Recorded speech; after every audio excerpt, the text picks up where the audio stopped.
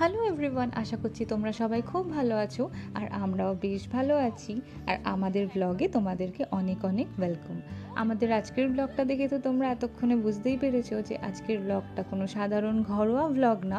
আজকের ব্লগটা হতে চলেছে আমাদের কিছু মাস আগের ঘুরতে যাওয়ার একটি ব্লগ, যেখানে আমি, সায়ন, আমাদের ছেলে গুজুম আর আমার শ্বশুর শাশুড়ি সকলে মিলে একটা ছোট্ট উইকেন্ড ট্রিপে বেরিয়ে পড়েছিলাম। আমাদের পোশাক আশাক দেখে তো তোমরা বুঝতেই পারছো যে এটা শীতকালে ভিডিওটা শ্যুট করা। আর ধরো ওই ডিসেম্বর আর জানুয়ারির যে ছুটিটা থাকে একদম ডিসেম্বর এন্ডে, তো সেই সময়তেই আমরা কিন্তু ঘুরতে গেছিলাম। আর এটা সেই সময়তেই শ্যুট করা। সামনে এই যে নদীটা দেখতে পাচ্ছ, এটা হলো রূপনারায়ণ নদী। আর আমরা ঘুরতে যাচ্ছি সেটা তো তোমাদেরকে বলেছি, কিন্তু কোথায় যাচ্ছি সেটা তো তোমাদেরকে বলাই হয়নি। তো আমরা এবার ঘুরতে যাচ্ছি গেউখালি।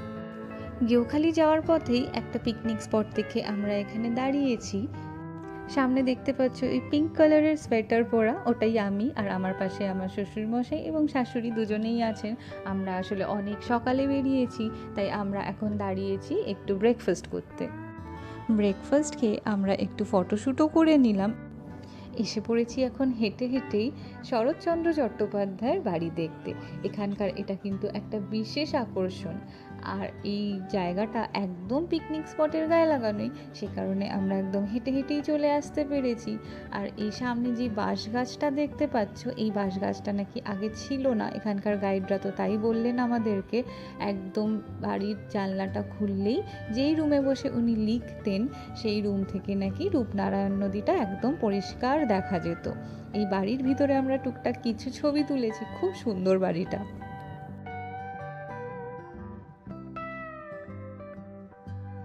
এসে পৌঁছে গেলাম আমরা আমাদের মেইন ডেস্টিনেশন গেউখালিতে। আমরা এখন আছি রিসর্টের মধ্যে। আর ওই পাড়টায় যেটা দেখতে পাচ্ছ, ওই পাড়ে হচ্ছে নদীটি রয়েছে। আর এখানে কিন্তু পার্কিংয়ের বেশ সুন্দর ব্যবস্থা আছে। আমরা আছি ত্রিবেণী সঙ্গম রিসর্টে। ত্রিবেণী সঙ্গমের যেটা এখন সামনে দেখতে পাচ্ছ, এটা হচ্ছে ওদের নতুন বিল্ডিংটা।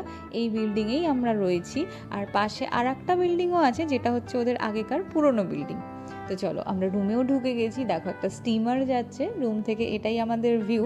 আমাদের রুমটা হলো 3rd ফ্লোরে। তবে একটা ব্যাপার আছে যে আমরা 2 দিন থাকছি এখানে, তবে 2 দিনের জন্য আমরা এই সেম রুমটা পাইনি। একদিন মানে আজকের রাতটা আমরা এই রুমটাতে থাকবো, আর কালকে আবার আমাদেরকে শিফট করে চলে যেতে হবে গ্রাউন্ড ফ্লোরে। আর আমার শ্বশুর শাশুড়িরা কিন্তু পুরো 2 দিনের জন্যই গ্রাউন্ড ফ্লোরের রুমটা পেয়ে গেছে। আসলে এই সময় এত বেশি সব জায়গাতেই ঘুরতে যাওয়ার একটা রাশ থাকে। অনেক আগে থেকে যদি বুকিং না করা থাকে তাহলে কিন্তু আমাদের মতো এরম অবস্থাটাই হয়। রিসর্টটা যতই মডার্ন হোক না কেন, ভিতরে কিন্তু লিফটের কোনো ফেসিলিটি এখনও অবধি নেই। তো সেই কারণে গ্রাউন্ড ফ্লোরটাই হচ্ছে যারা বয়স্ক তাদের জন্য বেস্ট অপশন। তবে গ্রাউন্ড ফ্লোরে এই সুন্দর ভিউটা হয়তো পাবে না। গ্রাউন্ড ফ্লোরে অবশ্যই তোমরা গার্ডেন ভিউটা দেখতে পাবে, তবে যেটা উপর থেকে যেই নদীর ভিউটা পাওয়া যায়, এটা কিন্তু গ্রাউন্ড ফ্লোরে পাওয়া যায় না। একটা জিনিসে একটু অবাকই হয়েছিলাম, ওয়েদার ডিফারেন্স কিন্তু আমাদের কলকাতার থেকে এখানে যে খুব বেশি তা কিন্তু নয়। আমরা ভেবেছিলাম এখানে হয়তো বেশ ঠান্ডা পড়বে, অ্যাটলিস্ট আমাদের ওখানকার থেকে তো অনেকটাই বেশি পড়বে। তবে দেখলাম যে না, এখানেও মোটামুটি বলতে পারো একই রকম ঠান্ডা। আমার তো কিছু এমনকি 19-20 পার্থক্যও লাগছে না। তো আমরা তো অনেক কিছুই নিয়ে এসেছিলাম, সোয়েটার, টুপি, অনেক কিছুই। তবে সেগুলো কিন্তু খুব একটা এখন অবধি ব্যবহারে লাগেনি। এই রিসর্টটা কিন্তু অনেক বড়। আর এখানে কিন্তু যারা চায় টেন্টের মতো একটা এক্সপিরিয়েন্স পেতে, তাদের জন্য কিন্তু টেন্টের ব্যবস্থাও রয়েছে, সেটা অবশ্য ব্যাক সাইডে। সেখান থেকে নদীর কোনো ভিউ পাওয়া যায় না। তো রেখেছে সব রকম ব্যবস্থাই, যার যেরকম প্রেফারেন্স সেই হিসেবে তারা অবশ্যই বুক করে। গেউখালিতে মেনলি এই নদীটার জন্যই আসা।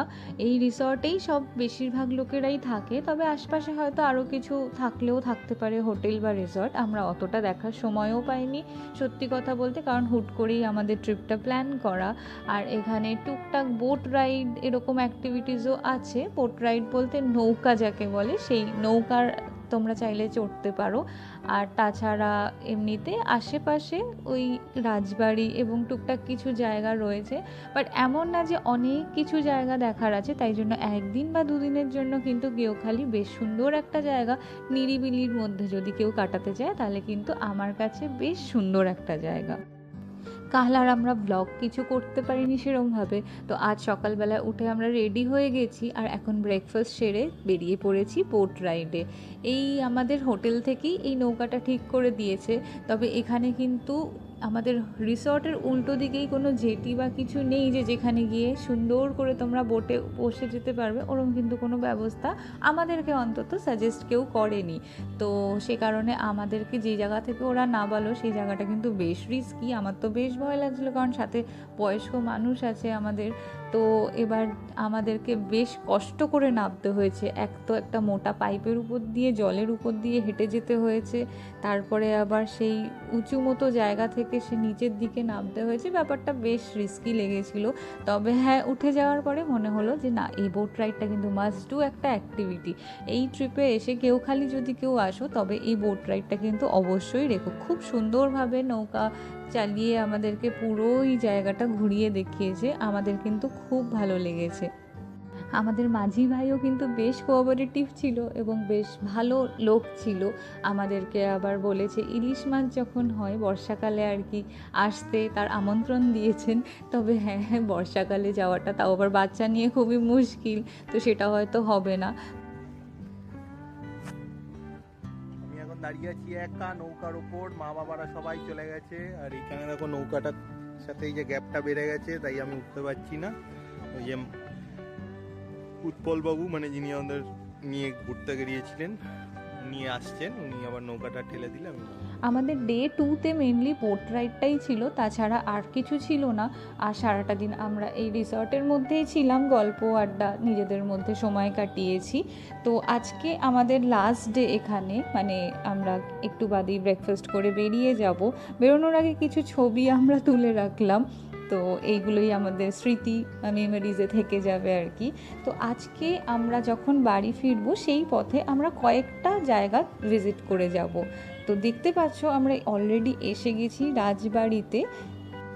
এটা হলো মহিষাদল রাজবাড়ি, খুব সুন্দর একটি রাজবাড়ি এবং খুব ওয়েল মেনটেন। আর অনেকেই আছো যারা ধরো গেঁওখালি আসতে চাও, বাট গেঁওখালির যে রিসর্টে আমরা ছিলাম সেখানে থাকতে চাও না, একটু দূরে এই রাজবাড়ির এক্সপিরিয়েন্স নিতে চাও, তারা কিন্তু এই রাজবাড়িতেও স্টে করতে পারো। রাজবাড়িতে ভিডিও করা বারণ ছিল এবং রাজবাড়ি থেকে বেরিয়ে আমরা একটি মন্দিরে গেছিলাম, সেই মন্দিরের মধ্যেও ফোন অ্যালাউড ছিল না, তো আমরা কিছু ভিডিও করতে সেখানে পারিনি। তারপর আমাদের ইচ্ছা ছিল শেরে পাঞ্জাবে লাঞ্চ করে বাড়ি ফেরার, কিন্তু আনফর্চুনেটলি শেরে পাঞ্জাবে এত ভিড় ছিল যে আমরা লাঞ্চ করতে ওখানে দাঁড়াতে পারিনি। আর একটু এগোনোতেই আমরা এই রেস্টুরেন্টটা পেয়ে গেলাম। তো এটাও খুবই সুন্দর একটা রেস্টুরেন্ট, এটাও আমাদের নেক্সট টাইম থেকে লিস্টে থাকবে। তো তারপরে আমরা লাঞ্চ সেরে কিন্তু বাড়ি ফিরে আসলাম। তো এই ছিল আমাদের ছোট একটা গেঁওখালি ব্লগ, আর দেখা হবে তোমাদের সাথে পরের একটা ব্লগে। ততক্ষণ তোমরা সবাই খুব ভালো থেকো, সাবধানে থেকো।